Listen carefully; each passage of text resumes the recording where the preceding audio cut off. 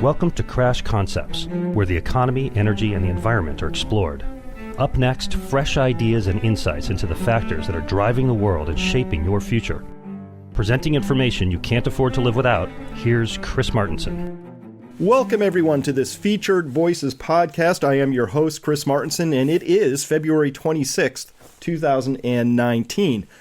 Momentous changes are afoot, economically and politically, and so much is going to depend on the decisions that we make, both individually and collectively. So it's more important than ever that you pay close attention to what the political and monetary elites are up to. The so-called deep state is now exposed, and instead of running for cover, it's doubling down. Well, and that's their style, of course. Meanwhile, the central banks, but especially the U.S. Federal Reserve, are back to pausing and easing and jawboning and printing even after a single month of stocks failing to go upwards. The weakest post-recession expansion in history is very long in the tooth, and an abundance of data suggests a recession is right around the corner, which would prove disastrous as neither the fiscal or monetary authorities have any runway left to gain any altitude in this story. Back with us today to discuss all of this and much more is Mr. David Stockman, economic policymaker, politician, speaker, and financier. And as I'm sure you know, Mr. Stockman served as the director of the Office of Management and Budget in the Reagan administration and was the youngest cabinet member of the 20th century. He is the author of The Great Deformation, which we discussed with him last time, subtitled The Corruption of Capitalism in America. I can't wait to get some updates on that, given all that's happened since. That came out in April 2013, and it was really just an amazingly fact-filled, blunt, sometimes delightful and deservedly scathing examination of the various fiscal and policy blunders that have really degraded our future hopes and hopes for prosperity. Well, he's got a brand new book out titled Peak Trump, The Undrainable Swamp and the Fantasy of MAGA. David, thank you so much for joining us again today. Welcome back to the program. Very happy to be with you, Chris, and also I appreciate you summarizing the current outlook so well. That's essentially what I've addressed in Peak Trump. So I think we're ready to dive into some pretty important issues. Well, and I can't wait because they are really just incredibly important right now. So, David, with the president embracing a financial bubble that you say is doomed for failure, he may be setting himself up for a legacy of being responsible for the next financial crisis. How do you see this playing out throughout the remainder of his term?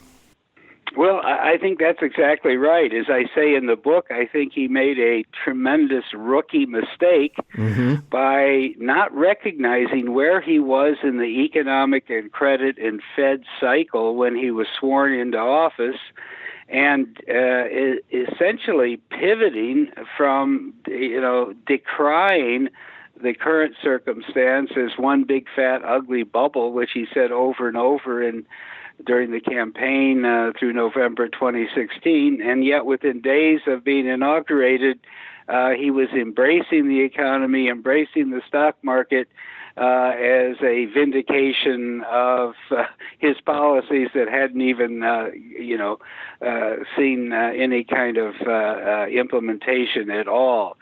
Now, what I say in the book is it's important to look at cycles. And the inauguration was in month 90 of the third longest at that point business cycle in history, and by far the weakest. At that point, GDP was up only 13% from the peak, pre-crisis peak, way back in the fall of 2007. By contrast, during the other two long cycles, the guns and butter cycle of the 60s and the tech boom of the 1990s, GDP was up 40 to 45% by month number 90 of a cycle, and even in those two cycles, within months, both of them ended. Now, if you look at it rationally, Trump was elected for a 48-month term, which means his first term would end in month 138, number 138 of this current cycle. And the key kind of newsflash about all of that is we've never been there before. In all of American history, there's never been a business cycle or expansion that lasted that long. So what I say in the book is the U.S. economy, facing all the headwinds around the world that we know about, unlike the tailwinds that, impacted the economy in the late 1990s, facing all these headwinds, the U.S. economy had recession written all over its forehead, and he should have been positioned like Ronald Reagan was in 1981 to blame the inherited mess on Jimmy Carter, which he did over and over and over, so that you would take the steps to address these huge bubbles. He should have tried to basically puncture that bubble and get the trauma of adjustment over, but instead he embraced it. And the point I make is 800 points later, he denounced the Obama economy when the S&P 500 was 2140 right before the election. At 2940, which I call the peak, and that's where we get the title of the book, Peak Trump, on September 20 last fall, all of a sudden, 800 points higher, the big fat ugly bubble had been a ringing endorsement of policies that were so wrong-headed that he had been attempting to implement for the first 2 years. I call those policies, Trump's 4 wars on the American economy, and the first one, his trade war, is really a war on consumers that can't possibly make America great again. The second one is his border war on immigrant labor, which we desperately need because the native-born workforce is now actually shrinking just as the baby boom, surges into retirement.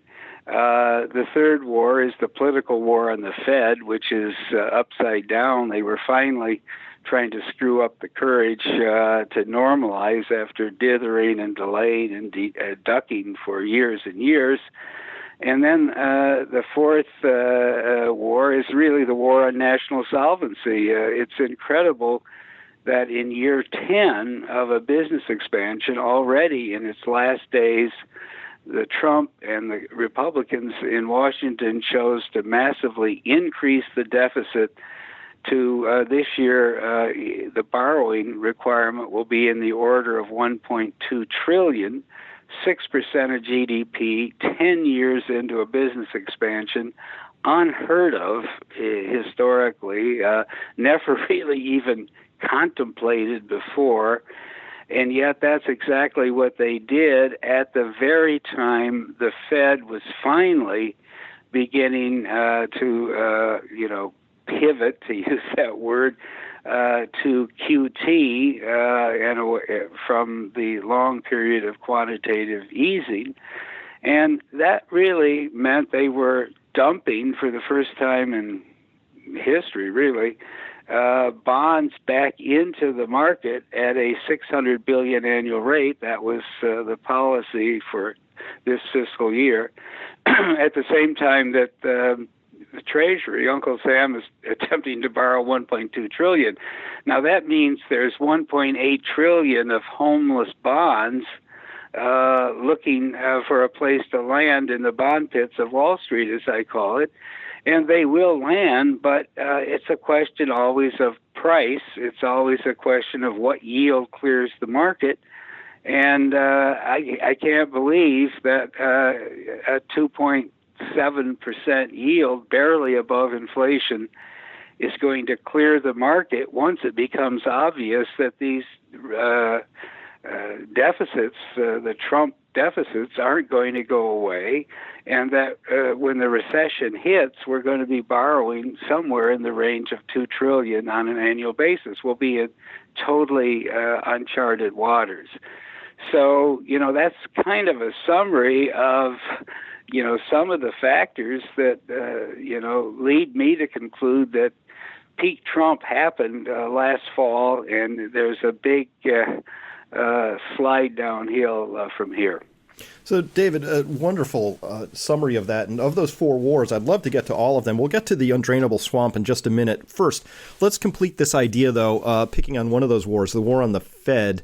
It seems to me that Trump, and again, this is just my personal observation. I could be wrong about this, but one of the things I've noticed is that he seems to be almost like day trading the market. I will notice that one of the wars you talked about, which is the trade war, Trump has very conveniently timed tweets that manage to come out pretty regularly talking about how great things are going with China. And every time the so-called stock market, I need air quotes around that word market, it doesn't feel like a market anymore, seems to respond. All the algorithms get excited and they chase it higher. Hundreds of S&P points seem to be solely the result of Trump's tweets at this point in time.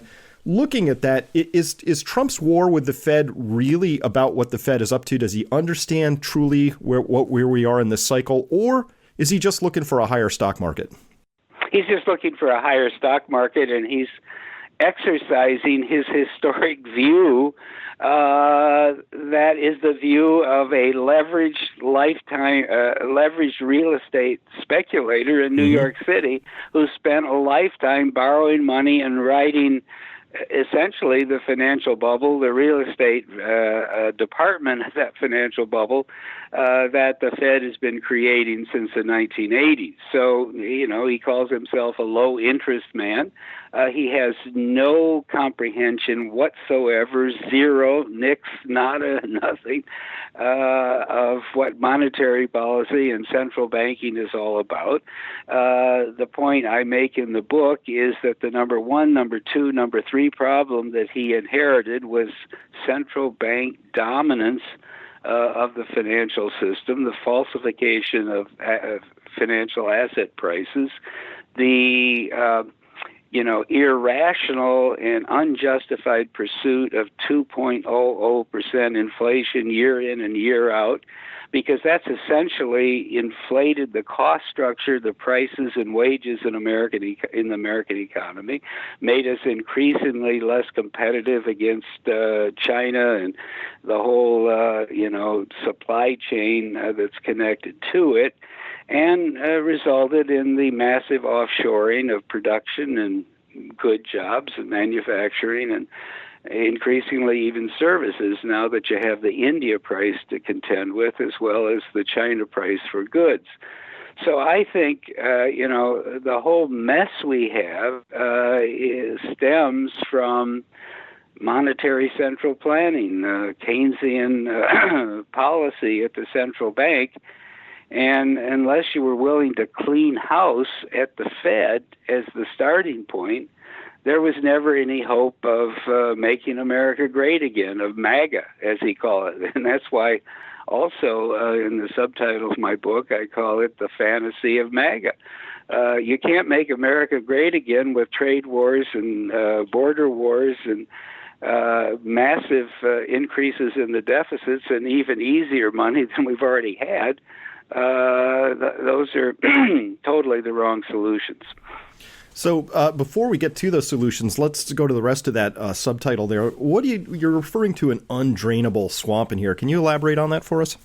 Well, I think it means a number of things, but number one, I learned a long time ago when I was budget director and even before that as a member of Congress that the real deep end of the Washington swamp is on the Pentagon side of the Potomac. And, what Trump has done is basically taken a defense budget at $600 billion that was already swollen with waste and far beyond anything you need for a homeland defense. And I have a whole section in the book about how a homeland defense wouldn't cost $600 billion that he inherited, or now the $700 billion that we have, $720 billion actually, that after two huge Trump increases. But you could do an honest, effective, and safe homeland defense for $250 billion. So by putting all of these funds into the DOD and into an even larger intelligence budget, which is already $75 billion and bigger than the entire Russian military budget for everything. He has actually fed the monster, because remember, the real walking around dollars that create the prosperity in Washington and all of the lobbies and NGOs and think tanks and all the rest of it comes out of the DOD, National Security, State Department, intelligence community budget. And it becomes a self-perpetuating lobby for its own. Ultimately, if you add everything up, $800 billion per year fleecing of the taxpayers. Domestically, there's a huge amount of waste in the domestic budget as well, but most of it's entitlements, and so it's cash flowing out to all places, across America. And those entitlements need to be reformed, but the impact on governance and what he rightly called the swamp comes from the national security side, from the warfare state, not the welfare state. And, he's obvious. So it was a nice phrase, but unfortunately, he's embraced policies that go in just the opposite direction. It made the swamp even far deeper than it already was on the warfare state side of the equation. Well, David, I'd like to explore that with you because you've got this insider's view of how D.C. really works. And I let me confess right up front to having a soft spot for anybody who is going to want to be a disruptor of the status quo in D.C. Trump on the campaign trail seemed to have at least a role to play on in that dimension. But after he installed Bolton, Elliott Abrams, Nikki Haley, other rank-and-file neocon hardliners, I had to ask myself exactly what's going on here. David, it seems to me that these are loathsome errand boys and girls of the deep state, and they indicate to me that either Trump was never really actually a disruptor or was just too far out of his league to play ball. How do you interpret his hires here? Well, that's really a good question, and that's part of my thesis about peak Trump. He did have the right impulses and kind of a inchoate and primitive formulation that our security was not dependent, our national security should not be premised on empire first around the world, but on some kind of notion of America first. And I reached back to the more sophisticated version of it that Robert Taft promulgated in the 1950s. And so naturally, the deep state was deeply alarmed, was almost panicked by the prospect that someone was coming into the Oval Office that was questioning the fundamental fallacy of the indispensable nation and, the global policeman and the empire that Washington had established all around the world. But the problem is those primitive ideas, which he articulated pretty well during the campaign. He said, Iraq was a disaster. He was right about that. Mm-hmm. Libya was a disaster. We shouldn't be in Syria. He rightly understood that we didn't really have a fundamental reason for a quarrel with Russia, that Putin could be dealt with, and that some rapprochement should be sought. So he was right. He even said that NATO was obsolete, and a greater truth has not been spoken in a long time on the presidential campaign trail, because it was obsolete when the Soviet Union disappeared in 1991. The reason for NATO disappeared as well, and it should have been dismantled. So he was heading in the right direction, but the neocons found, use this word delicately, his soft underbelly, okay, which is perhaps ample if you think about it. And that is his son-in-law, Jared Kushner, and that whole nexus of connection to Bibi Netanyahu and what I call the two branches of the war party, the Washington branch and the Israeli branch, the Netanyahu branch. And that's where all these people come from. Bolton and Pompeo and Nikki Haley and the whole, and Elliott Abrams, for crying out loud. I know. It's all part of that neocon war party and its two branches, as I've described. And so without recognizing the clashing inconsistency between his own impulses, which were well expressed during the campaign and even have manifested themselves during his presidency. I thought his summit with Putin was brilliant in Helsinki last year, and he practically got run out of Washington for treason when he got back home. And he's now on his way to Vietnam. I think that's very fitting that he's going to Hanoi, where we committed genocide 4 decades ago to make peace with Korea, where we never should have been 65 years ago. But they're going to undermine him. I mean, they're going to try to erode and thwart and disable almost anything that may come out of this next summit.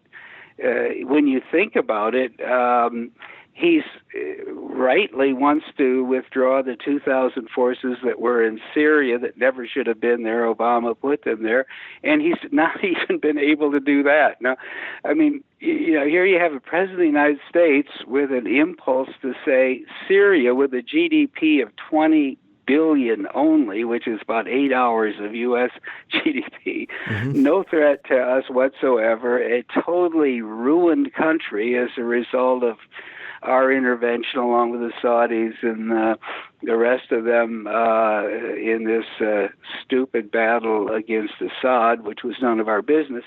So you have a ruined country that has never possibly threatened the United States, and he can't even get 2,000 forces out of there. They're leaving a residual force as hostages, by the way, to the war party that wants to be able to tell Assad that you can't have an alliance with the Iranians because, we decree them to be bad actors. So, I think it's just another case of where the impulse has been turned on its head, and now here we are in this, blatant, bald-faced intervention in the internal affairs of Venezuela, which is about the opposite of America First, if you could think of any worse example. I mean, this is Empire First. It's not America First. And yet he's got that whole crowd around him, Pompeo especially, I find exceedingly obnoxious and stupid, by the way. And Elliott Abrams, a bloodthirsty neocon who I actually had to deal with way back in the 1980s when he was in the Reagan administration.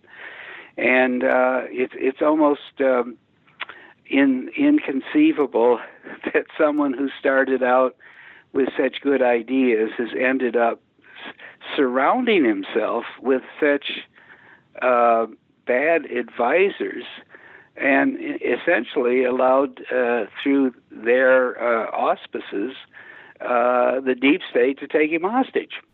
Well, David, very well said, all of that. And of course, I think many people listening to this will share my own view, which was here's the good. Okay, let me flip it. Here's what's come out of this that's good.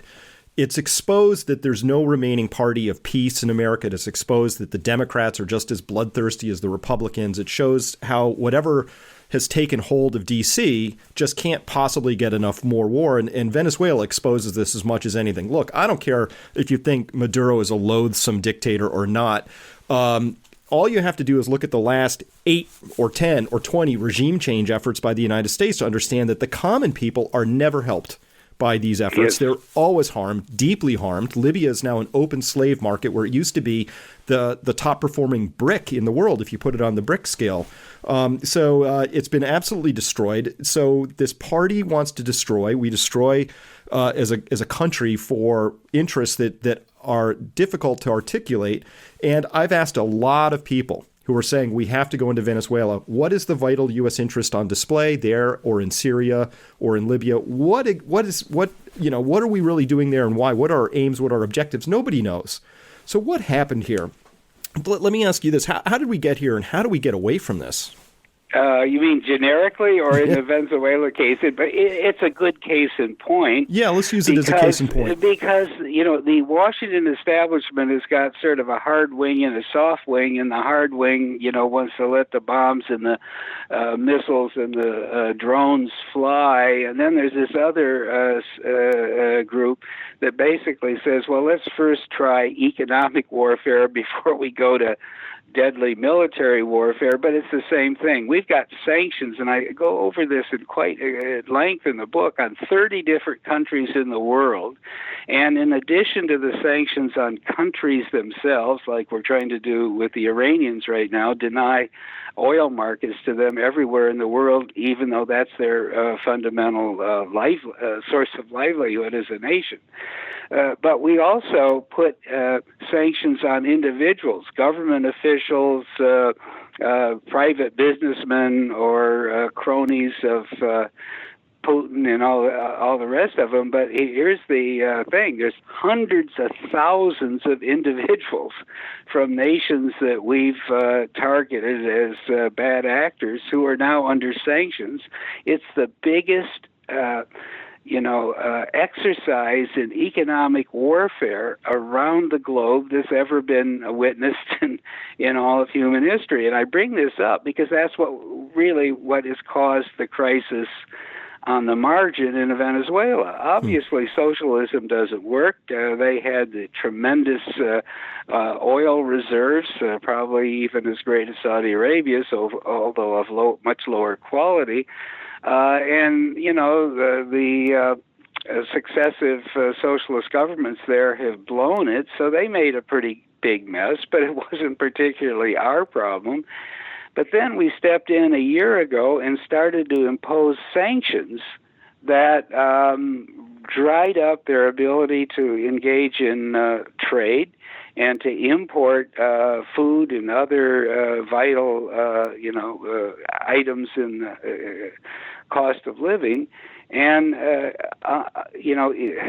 incited the inflation that we're now saying is the reason why we need to intervene for humanitarian purposes to help the people. I mean, how many times are they going to get away with pulling this kind of thing? And this is exactly, it's almost like the playbook that they get out, and now you need heavier intervention. This is what's being said in the last few days, because the economic situation there is so terrible. I guess we never seem to learn.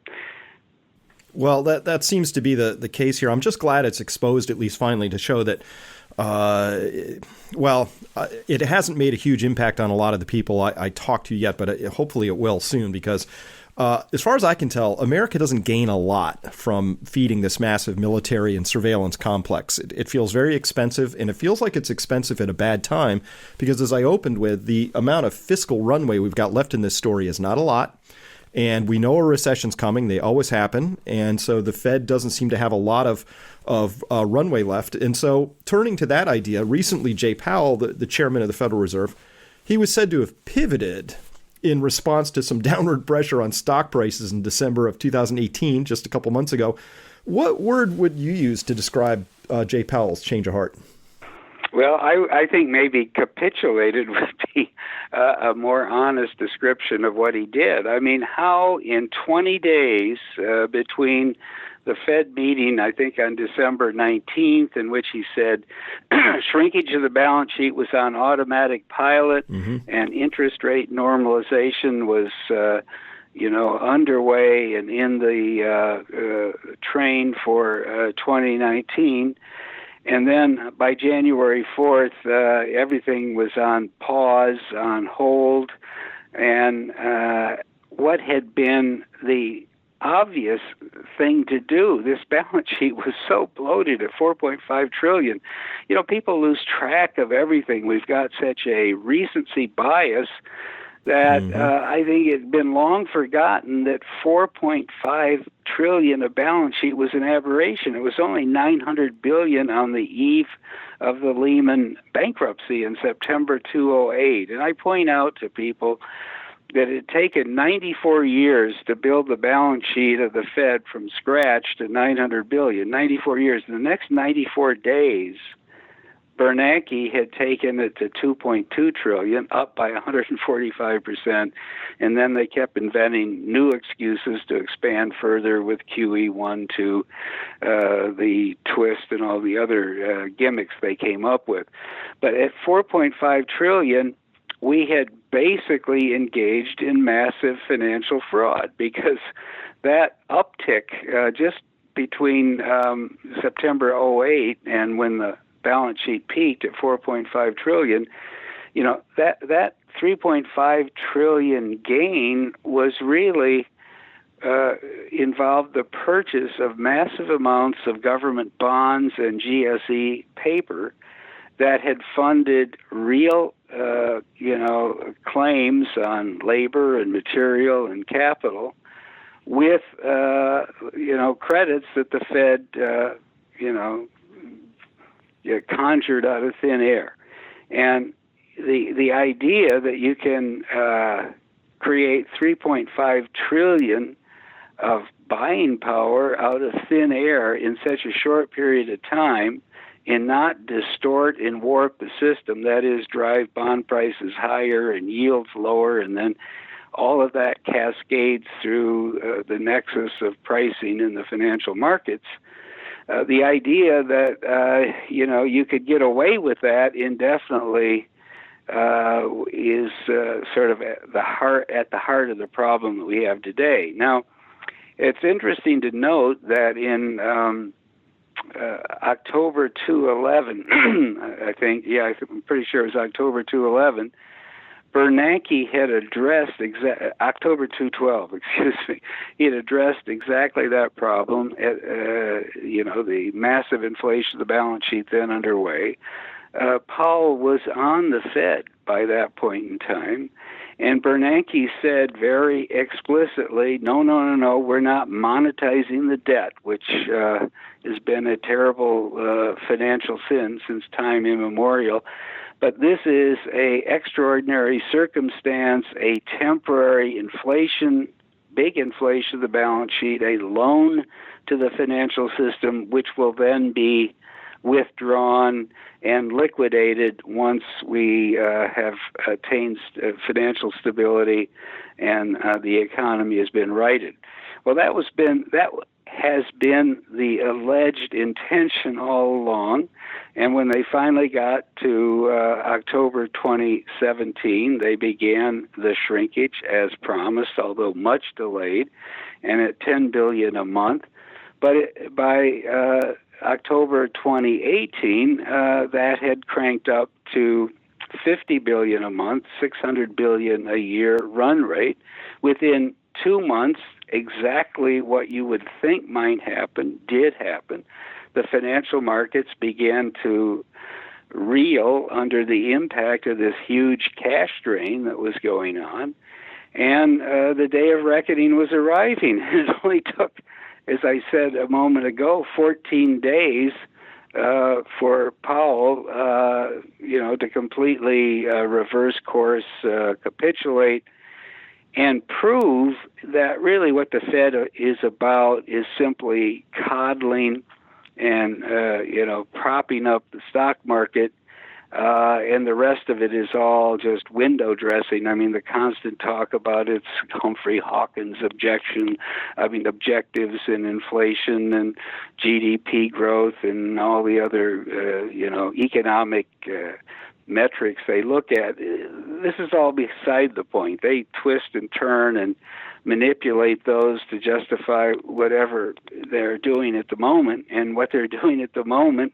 clearly is trying to keep this stock bubble, levitated as long as they possibly can. And it's obviously a losing battle. Sooner or later, you reach the point in which the last sucker has bought the last share, and then the whole thing starts to unwind. I think that's the phase we're going to be in during the next 2 years.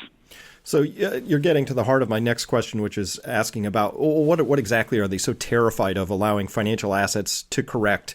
So let me frame it this way, David. How bad could that next recession, or maybe I should say financial crisis, actually be? What's on the table here?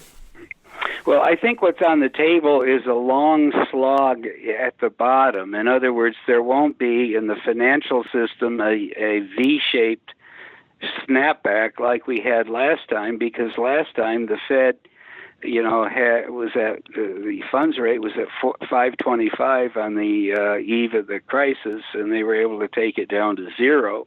The balance sheet, as we've been talking about, was $900 billion, and in theory, the thing could be doubled and tripled. But now they're out of dry powder. They didn't get around to normalizing, even as we are now in month 116 of this expansion. We're 3 months from the record of the 1990s, 119 months that materialized under far more propitious circumstances. So,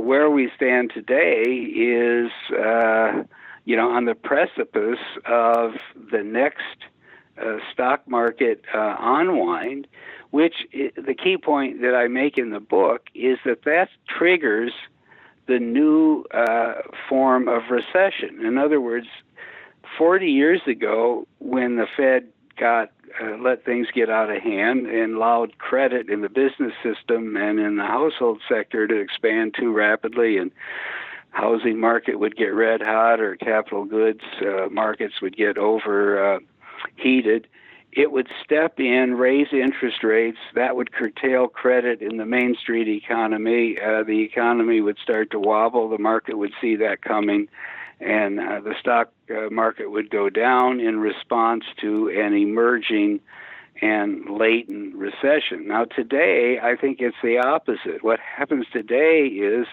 when these tremendous bubbles that are created by the Fed finally fracture, it triggers in the C-suites, corporate headquarters of American companies, a panicked effort to keep their stock price up and their option packages whole by these sweeping restructuring plans that involve huge layoffs, inventory liquidation, writing off of allegedly bad assets, writing off of the enormous hundreds of billions of goodwill that's created during the boom phase with all of this unproductive M&A activity that goes on.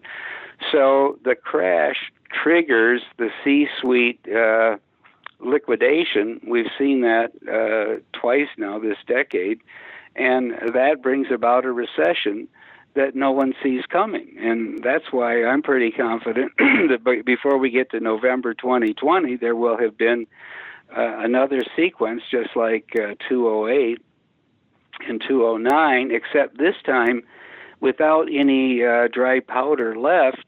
It's very unlikely, in my view, that there'll be a quick snapback in the financial markets, and that the stock averages will remain, bumping along the bottom for years and years to come. And once it's clear that the Fed can't rescue the market quickly like it did after March 2009, I think you're going to be in a totally different ball game, where finally the credibility of the Fed will come under withering assault and questioning, which couldn't happen soon enough as far as I'm concerned. No, it'll be long overdue. But David, let me take devil's advocate for a second here. I know a lot of people, many of them, very successful investors have thrown in the towel on the idea that this reality or fundamentals are ever going to come back into vogue. They think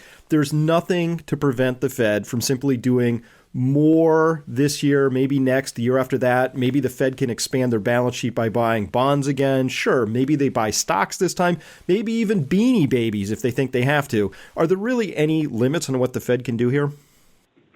You know, there aren't any limits. They could buy the whole inventory of beanie babies that, are lost out there in yard sales throughout America. But the point is, they said this was one-time, extraordinary, a courageous, as Bernanke called it, response to the allegedly unprecedented conditions of 2008 and after the Lehman collapse, and that it would make the economy well again. Well, it didn't. I mean, if we have another recession, we have another stock market crash, and they try the same routine, you might get a momentary sort of rip in the daily trading, but I think it'll cause a profound loss of confidence in the whole central banking apparatus. The whole thing's based on confidence, and because after all, it defies every notion of economic rationality and just common sense. I mean, you can't buy $3, $4, $5, $6 trillion worth of paper that has funded real activity and is a claim on real economic resources by hitting the buy button at the central bank. It's just not. I mean, if that were true, then why bother, to stop where the central banks did? In other words, as I also lay out a little more in the book, the Fed is only the leader of the gang in this whole thing. And if you take all the central banks in the late 1990s, the balance sheet of the central banks was $2 trillion. By 2004, they'd gotten that up to about $4 trillion. Today, it's $25 trillion, okay? So in less than 2 decades, central banks combined around the world manufactured $21 trillion worth of balance sheet. That is real assets they bought with fiat credits they conjured from thin air. And that's what's created a massive disorder in pricing distortion in the global financial system. But if you believe that the Fed can do it, then all the rest of them are going to as well, because, that's why everybody else expanded their balance sheet, because otherwise they felt, these countries felt, particularly the mercantilist exporters of East Asia, that their currencies would appreciate, their export industries would be harmed, and so they just joined the Fed's money printing parade through foreign, FX intervention and building up their balance sheets of dollars. But, the point I'm getting at is that if the Fed tries to do it again, everybody else will. And so the question is, do you really think that you could have a 40 trillion central bank balance sheet in the world or an 80 trillion central bank balance sheet in the world when the whole GDP of the world's only 80 trillion today? It's not possible. It's irrational. It's magical thinking. And when you ask the question, it's hard to give a precise scenario of what will happen. But what will happen eventually can't be good, or, the whole world has been wrong about what economies are about and how wealth is created for centuries and centuries, because if this were all possible, everybody should stop working, and the central bank should dump money from the sky every Thursday afternoon at 4 o'clock people pick up their money and have fun for the next week. I mean, this can't work. Well, David, I'm glad you brought that up because that's exactly what's on offer, and it's my final question I here. know, that's MMT. MMT, yeah, right. All right, Yeah. So take that apart for us, would you? you? That's the next step. I mean, that's the next step. When you have adults out there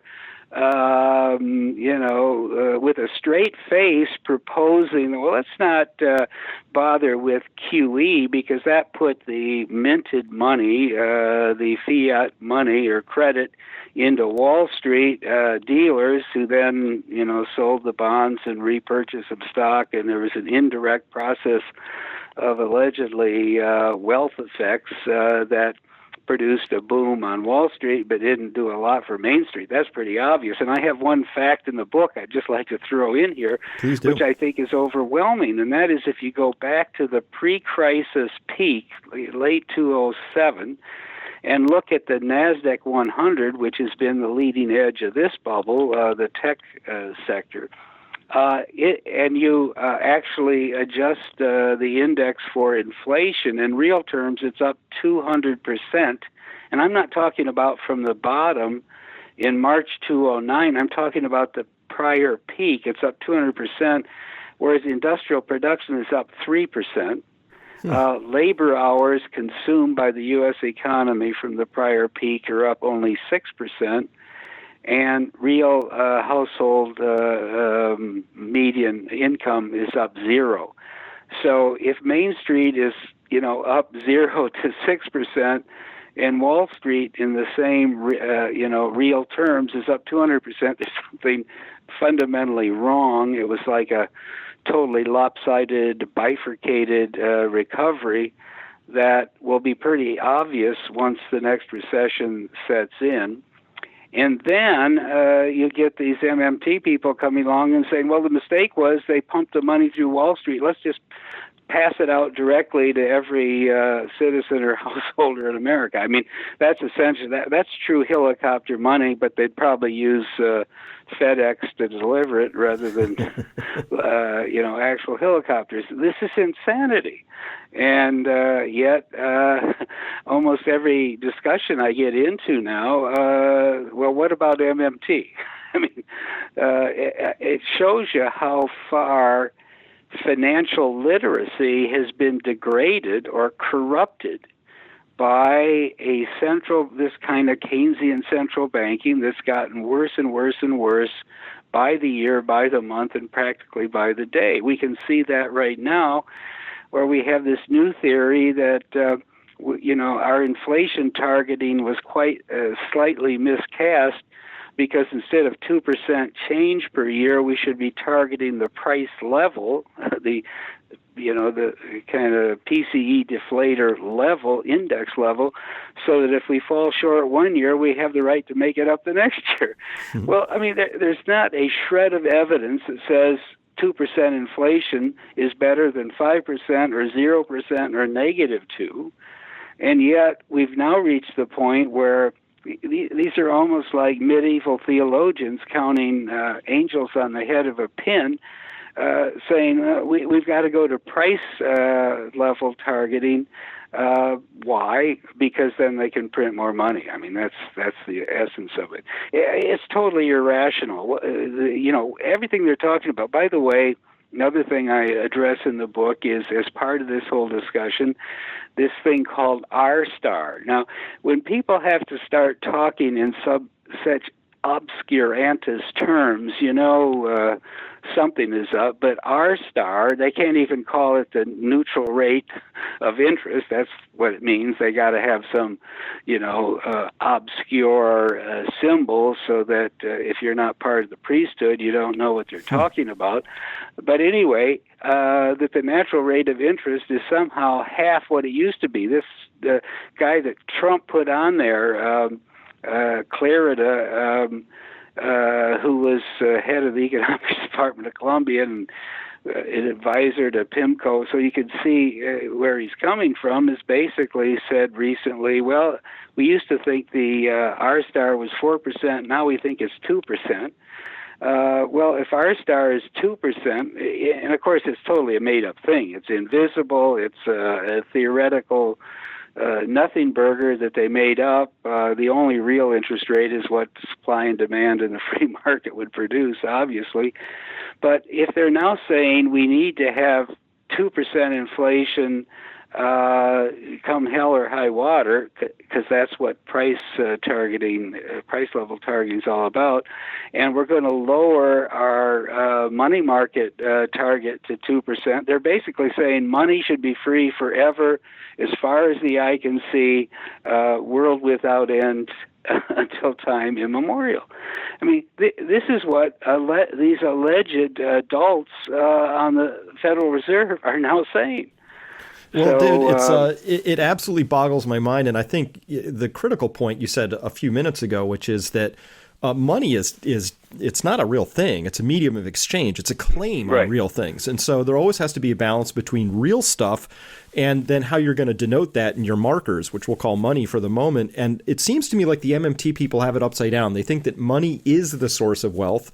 And as long as you have the money flowing out, you've got real wealth flowing out. But didn't the Romans try this? Hasn't everybody who's ever tried to clip a coin or print a few extra bills? Isn't this what Venezuela is trying to do? I fundamentally don't grasp where they think the source of wealth actually originates from, because it doesn't come from money. That's a claim on wealth. It's not real wealth. Yeah, I mean, if you unpeel the onion, I mean, what are they really saying? Well, they're saying you can print as much money as you want until you get too much inflation because you've overtaxed the capacity of labor and industry to produce goods and services.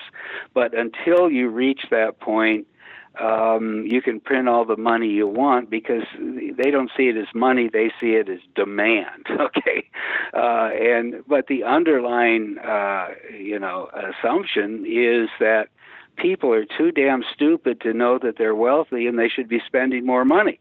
Okay, and so therefore you need the central bank to make it clear, to hit the mule between the eyes with a 2x4 by dumping money out of the sky. Well, this is nonsense. I'm a Say's law man. I believe production production is a source of income. Income is a source of demand. If you haven't produced it, you can't swap it, trade it, exchange it, or buy it. But people used to know that. I mean, 100 years ago, everybody knew that, from the lowest bank teller to whatever professors of economics we had at the time. Today, they don't even know it at the central bank, and they're in charge of the money. So, so what I guess I'm saying is it's not surprising that MMT has come along, because it's just a slightly exaggerated, extended version of what the central bankers are doing today. So it sounds like a post facto sort of rationalization. Hey, look, it's worked so far. Let's just keep doing that, but let's just redirect it this way instead of that way. David, given all of this, how should individuals prepare themselves financially for what's coming? Well, I think you have to recognize that the stock market and the bond market are dangerous places, because they have been totally distorted, falsified, bloated, by central bank policies that can't be sustained. And, there's no easy answer to this except to recognize that in certain times of history, capital preservation is the number one, number two, and number three objective, and you worry about capital appreciation later. But you got to be prepared for the crisis, and I think therefore you stay liquid. And I do believe that as central banking fails, we get the next market crash, the next recession. The central bankers are going to be totally discredited, because they said, people like me and others, and even the Washington politicians are going to say, you said if we do all this, QEs and all the rest of it, and interest rates on the floorboard, that it's all going to work out for the best, and here we are back in the soup again. So I think they're going to be discredited, and on the margin, the fast money traders are going to look for some asset that they think can weather the storm, and that's likely to be gold. So I think gold is going to have a resurgence. I can't say how much or how soon, but gold is the one asset that central bankers can't manipulate, create, or destroy, and that is going to become a very valuable attribute and give it a premium value as central banking, Keynesian-style central banking falls apart.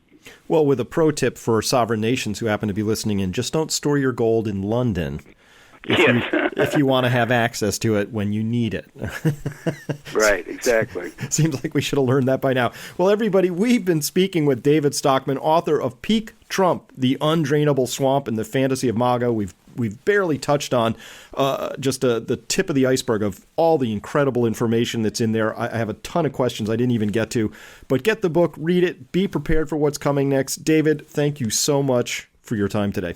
Very good, and we will continue the conversation because, as I say in the book, we're truly in uncharted waters, and the only way you can navigate this is to basically shed the recency bias and all of the financial and monetary fantasy that's been conjured up in the last decade or so. Go back to basics and recognize, the fantasy land that we're in for what it is, and then take prudent steps accordingly. Absolutely. Very well said. Well, thanks again for your time, and we will continue this conversation. Terrific.